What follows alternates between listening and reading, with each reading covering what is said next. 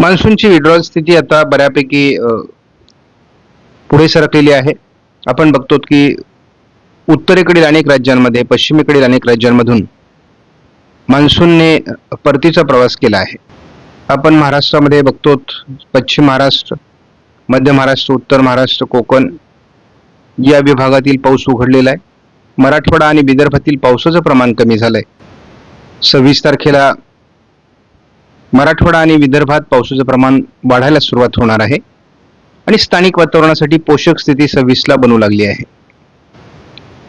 GFS नुसार 27 तारखेला मराठवाडा, दक्षिण पूर्व विदर्भ आणि पश्चिम महाराष्ट्राच्या दक्षिणी भागात पावसाला सुरुवात होण्याचा जीएफएचा अंदाज आहे. जीएफएच्या अंदाजानुसार 28 तारखेलाही महाराष्ट्राच्या दक्षिणेकडून तीव्र कमी दाबाच्या क्षेत्राचा प्रभाव असेल किंवा डिप्रेशनचा प्रभाव असेल. डिप्रेशनचा मुख्य प्रभाव जीएफएसने महाराष्ट्रावर संपूर्णतः 29 ला दाखवला आहे. 30 तारखेला देखील जीएफएसने महाराष्ट्राच्या अनेक भागात म्हणजे मराठवाडा, पश्चिम महाराष्ट्र, संपूर्ण कोकण, उत्तर महाराष्ट्र, विदर्भ मोठी पावसाळी परिस्थिती दाखवलेली आहे. परंतु आपला अंदाज आहे की जीएफएसच्या मॉडेलनुसार पावसाचा प्रभाव महाराष्ट्रावर निर्माण होत नाही. आपण बघतो की जीएफएसचा अंदाज जर खरा ठरला तर खूप मोठी वाईट परिस्थिती महाराष्ट्रात होईल, परंतु हा अंदाज खरा ठरण्याची मला कुठलीही शक्यता वाटत नाही. आपण बघतो की 1 तारखेला देखील महाराष्ट्रामध्ये तुफान अतिवृष्टीचा वातावरण दाखवण्यात आलेलं आहे.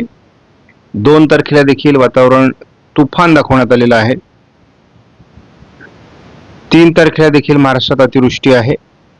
4 तारखेला मात्र हे वातावरण निघून जाण्याचा अंदाज दाखवण्यात आलाय, परंतु महाराष्ट्रामध्ये जीएफएसचा अंदाज जुळणार नाही. न्यूमेरिकल मॉडेल प्रिडिक्शन नुसार आपण बघतो की पूर्व विदर्भाच्या दरम्यान एक क्षेत्र कमी दाबाचं तयार झालेलं आहे आणि त्यामध्ये वाढ होत जाणार आहे. त्यानंतर बंगालच्या उपसागरामध्ये देखील परिस्थिती बदलते. त्यामुळे एकूणच कशा पद्धतीने वातावरण बदलते ते आपल्यासाठी महत्वाचं आहे. तर या ECMWF मॉडेलच्या अंदाजानुसार तरी महाराष्ट्रात जी अतिवृष्टी येऊ घातलेली आहे तिची तीव्रता कमी झालेली आहे. मात्र मुसळधार पाऊस महाराष्ट्रामध्ये बऱ्याच भागात होणारच आहे. सध्या पूर्व विदर्भावर एक कमी दाबाचं क्षेत्र विकसित झालेलं आहे आणि त्याचा प्रभाव हा पूर्व विदर्भावर आज राहण्याची शक्यता आहे.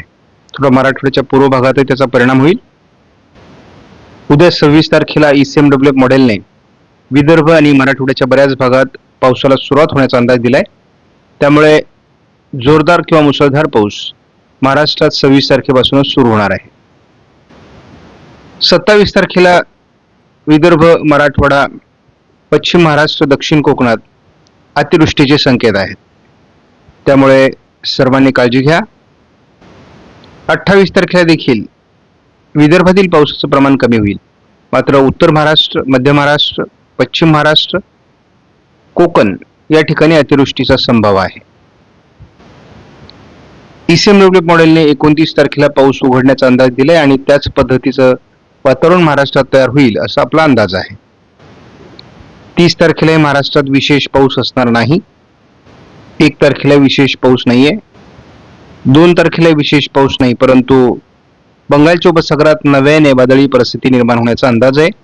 त्यामुळे 2 तारखेला थोडं मध्य महाराष्ट्र, पश्चिम महाराष्ट्र आणि कोकण असं पावसाळी वातावरण आणि पूर्व विदर्भात थोडं पावसाळी वातावरण राहील. मराठवाड्याला इथे थोडी उसंत मिळणार आहे. 3 तारखेपासून पुन्हा महाराष्ट्रात पावसाळी परिस्थिती वाढू शकते असा अंदाज आहे. 4 तारखेला मध्य प्रदेश, महाराष्ट्र, तेलंगणा, कर्नाटक या विभागात मध्यम ते मुसळधार पावसाची शक्यता आहे. 5 तारखेला थोडं उत्तर महाराष्ट्र आणि उत्तर कोकणात पावसाचा प्रभाव असू शकतो.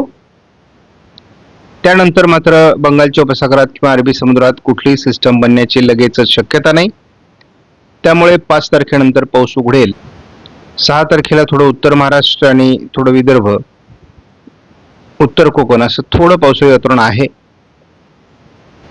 कारण गुजरातवर गेलेली सिस्टम पुन्हा एकदा अंतर्गत भागात सरकते. 7 तारखेला भारतातील पाऊस उघडणार आहे आणि महाराष्ट्रातील पाऊस देखील उघडणार आहे. थोड नाशिक जिल्ह्यात शेवटची हजेरी असेल. मात्र 8 तारखेला आपण पुन्हा एकदा बंगालच्या उपसागराच्या किनारपट्टी भागात पावसाचं वातावरण बघतो. परंतु नवीन वातावरणात फारसा दम नसल्यामुळे महाराष्ट्रात किरकोळ पावसाळी परिस्थिती 9 तारखेला नाशिक जिल्ह्यात असू शकते किंवा थोडं सोलापूर जिल्ह्यात असू शकते.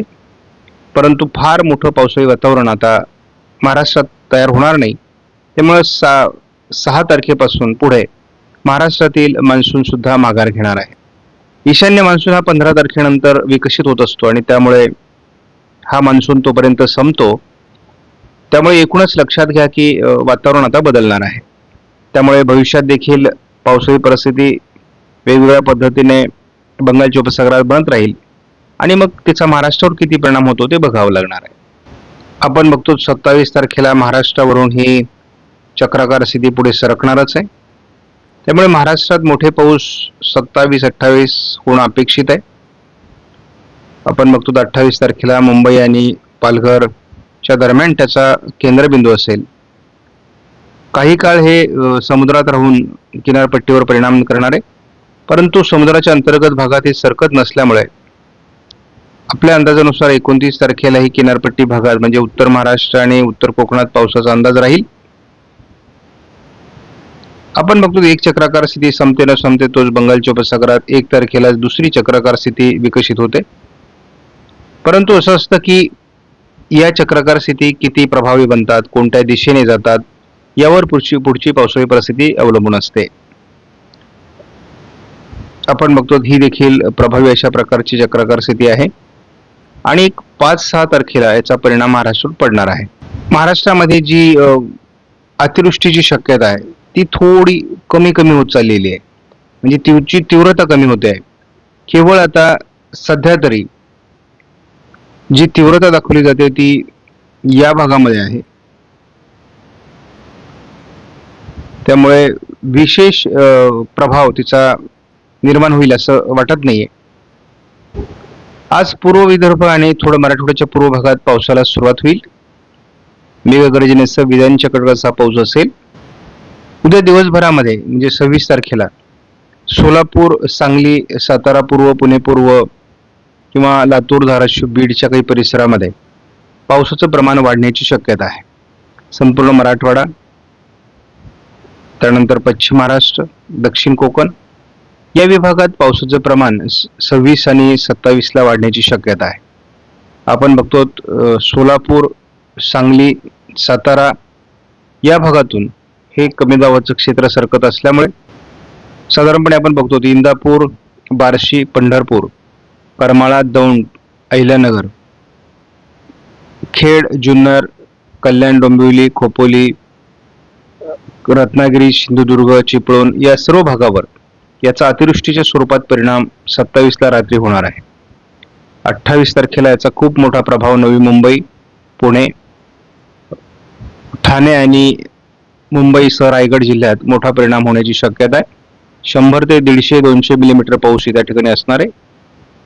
28 तारखेला दुपारनंतर याचा प्रभाव मुंबई किनारपट्टीवरचाही कमी होणार आहे आणि आपण हेही बघतो की नवीन चक्राकार स्थिती पुन्हा एकदा तयार होते. त्यामुळे 29-30 ला आपल्याला महाराष्ट्रात फार पाऊस असणार नाही. त्यामुळे धोका कमी होतोय. पूर्व विदर्भात थोडं पावसाळी वातावरण 1 तारखेला असेल. महाराष्ट्रात किरकोळ पावसाळी परिस्थिती एखाद दुसऱ्या ठिकाणी असेल. 1 तारखेला पाऊस नाही. मात्र 2 तारखेला कोकणासहित घाटमाथ्यावर आणि मध्य महाराष्ट्र, पूर्व विदर्भात पावसाचा अंदाज आहे.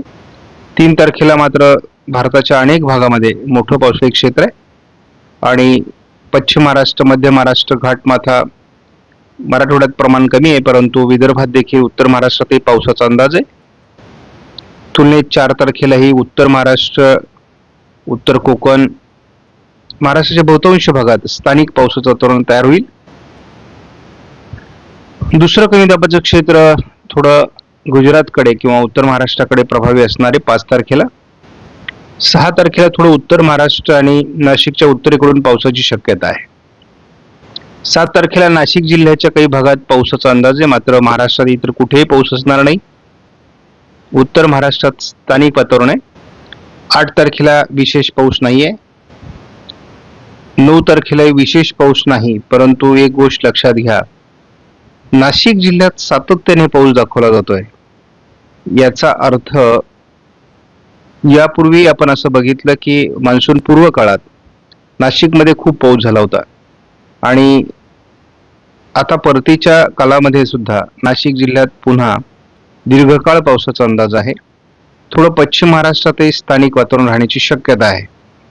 मात्र विदर्भ आणि उत्तर महाराष्ट्राच्या पूर्व भागातून आणि मराठवाड्याच्या उत्तरेकडून पावसाचं वातावरण हे 6 तारखेनंतर कमी होईल. आपणास व्हिडिओमधील माहिती महत्त्वपूर्ण वाटल्यास लाईक करा, शेअर करा, चॅनलला सबस्क्राईब करा. धन्यवाद.